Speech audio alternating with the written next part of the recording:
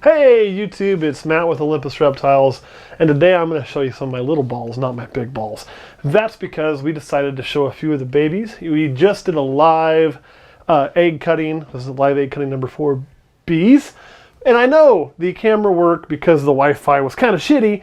Don't worry, I think we have that fixed. So we watched our equipment test, but to kind of make up for it, we still have some to pull out of the eggs, and we have some that are already out of the eggs. So I thought I'd show them to you since you really... Let's be honest, you didn't get a chance to see them. You know what? Excuse my cough. We'll show you all the babies, including the Calico Blitz clutch, just to give you an idea, because you didn't get to see those either. So this would be a really exciting, they're calling these classic now, or normals. I thought they were wild. Or wild types. Basically, this is what you'd find in a hole in Africa. So we had one of those. You know, and that's pretty awesome. You love those. I mean, I do still love the classics. So we had another one, because I love them so much, we had 2, right? Cool, huh? This actually is kind of an interesting looking one, though. If we pick her up here, and you can kind of just see, it's kind of, I think, a neat pattern. So anyway, put that back in there. Now, these are all fresh out the egg. They have not shed yet, or anything at all like that. This is a really cool snake. It is a ghost pattern. No, it's just hiding. There it is. And what this is a nice calico. And you see all that pink there, all going to turn white. So when you have a hatchling calico, they'll come out pink, not white. So as this thing grows, you can all see that crazy calico tail, right? Always gets messed up. It's going to have a decent amount of white coming through. It's going to end up being a pretty nice calico. So I'm really excited about that. I love calico stuff, guys. I do. I do. And then we also hit a single gene blitz. Not a lot of these out there yet, but we are definitely going to do a couple clutches a year of them at least. I love how crazy the pattern is and wonky, beautiful snake. We haven't sexed any of these yet or anything. We'll do that after they shed. And I know you're probably thinking, those things look like they've had several meals. These all came out pretty good sized babies, so that's good news. All right, this is about as good as it gets when it comes to single gene calico. To the point that, I mean, look at the tail, almost ringered. It's going to have a lot of really cool white in it. And you can see how crazy it's going to look. So a really, really nice calico.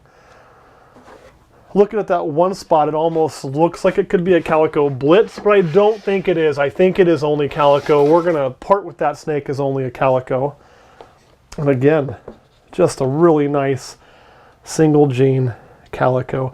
You can see its tail also almost ringered, and look at how much white's going to be in that. That is going to be pretty much a grade A calico, so really excited about that. And we hit proof of concept. This is a snake right here that I'm most excited about in that clutch. You know, we did those Calico Blitzes, called them Calitzes. We haven't even submitted it yet. We need to. As far as we know, they were the first in the world. But we wanted to do it again, just to kind of see if they came out looking the same, because they were so wild. And there it is. That's another Calico Blitz. There is no doubt, when you look at that pattern, something's really weird on it. Look at the sides of it. Just crazy. The orange color will come in more as it ages, right through here. The pattern's it's weird all the way through.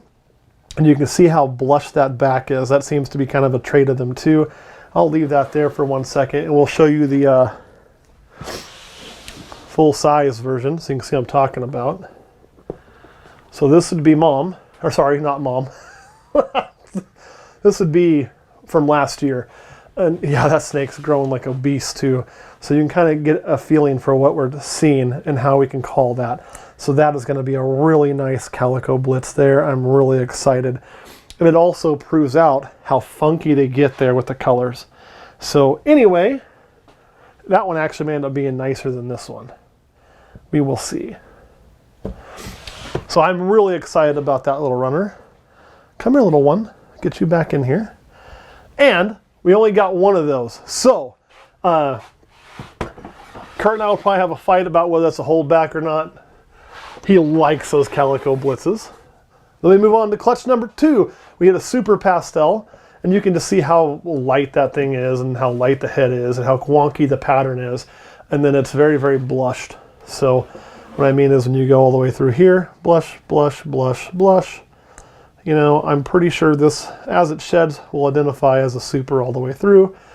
Really cool. So we haven't hit a lot of those. You know, we've done a lot of clutches that should hit them, but it's just one of those things that we can't ever hit, and I don't know why. Let me pull out 2 of these at once. That's not to move along a little faster. That is to show something. So we have this here. Excuse me, still get one of those allergies, but God, they're getting better. This is a regular bumblebee, and you can look at the head and look at how clear those black lines are, and you can already see the yellow in it. We believe this is probably going to end up being a killer bee. Before we make 100% determination, we got to let it shed. But what we're using to tell you that is look at the difference in the head, okay? See that? And look at the black, how this is a couple shades lighter, and then all over it's a couple of shades lighter.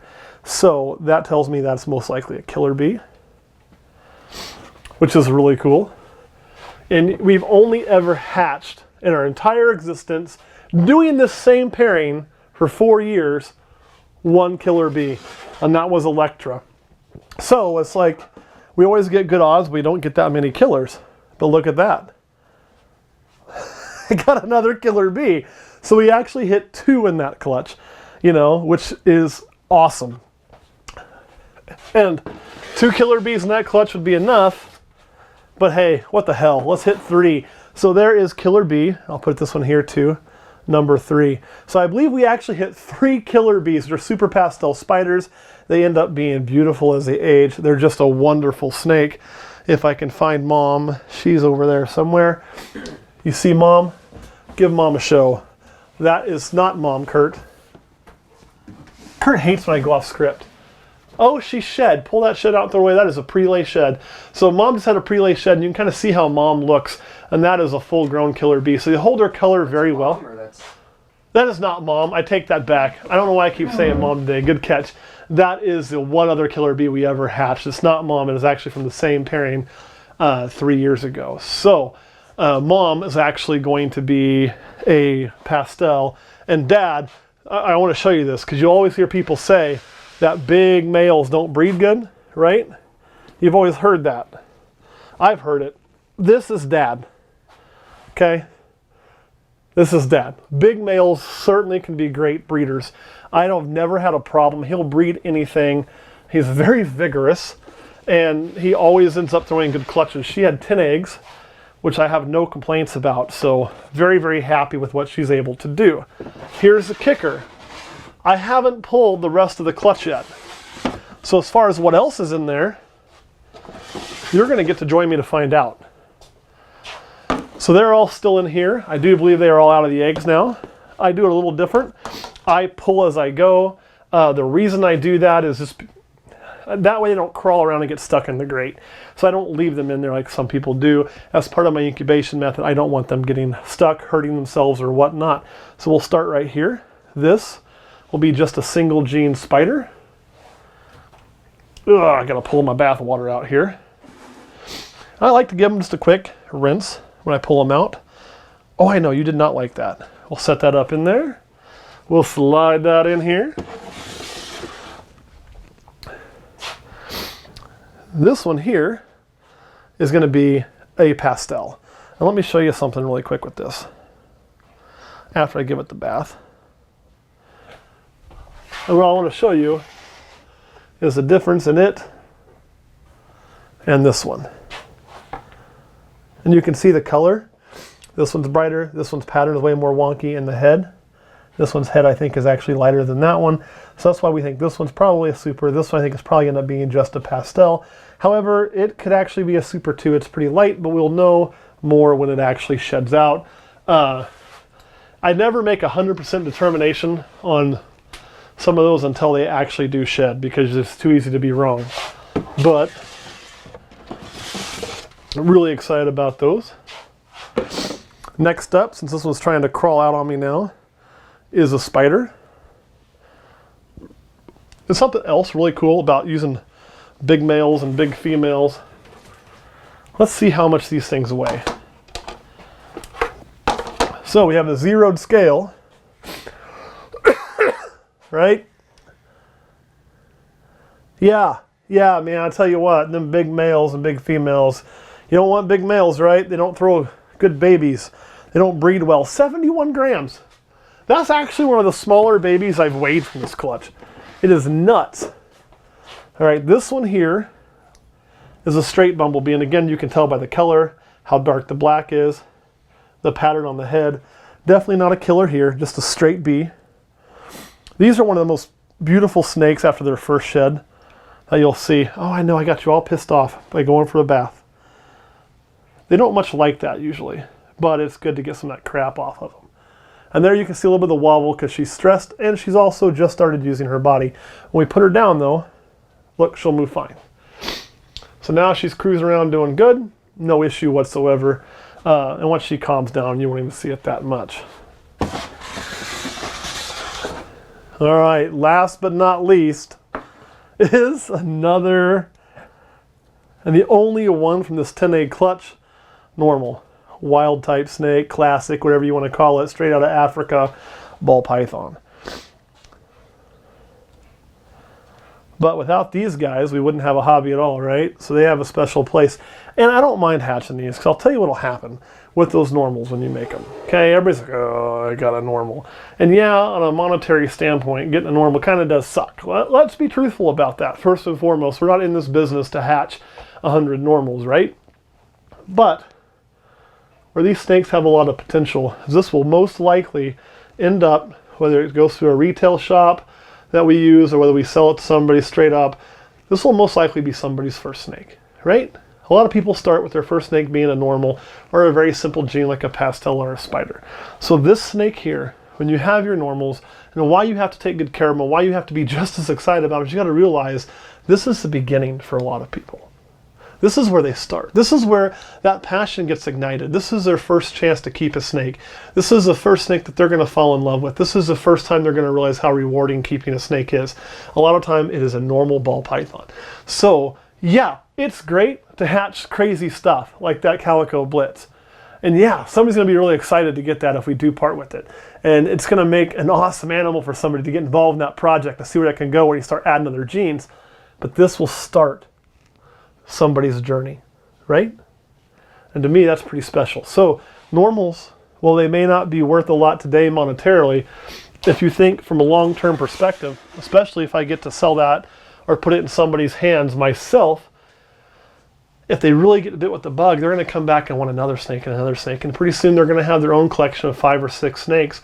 A lot of times maybe 3 out of those 5 come from me. So I'm still going to make what I need to as a business on it. But it's that normal that lights their passion. Now, if I just treat that like, oh yeah, here's a damn normal, then that passion is not going to be lit for them by my snake. And it's not going to be lit for my passion. If I treat that animal, because really the only difference is skin color. So if I treat that animal just as excited about it as I am about any time I get to sell somebody a snake, it's more than likely going to feed their passion and bring them into the fold, right? And that's what we want to do. As a hobby breeder and a small breeder, I need to bring people in. I need to grow this hobby. If this hobby stops growing, where are we going to do business at? And I'll be honest, if we're not doing business, this is the dark side of all of it. If we're not doing business, it becomes very difficult to maintain, especially for most people, a collection this size. We're fortunate enough to have some income from like YouTube and Patreon to help us maintain our collection. But if you didn't have that, and then you weren't selling snakes, you were just keeping 70 of them and having to breed food and buy food for your food or buy food or whatever you were doing, it starts to be taxing. So I guess the whole point I'm trying to make is you got to bring new people in the hobby. Be excited about normals, right? Because that's where it all starts. Kurt, you got any questions? Nope. One more thing. I always like to look in these eggs, even though they're gross. And what this tells me, as you can see, empty, empty.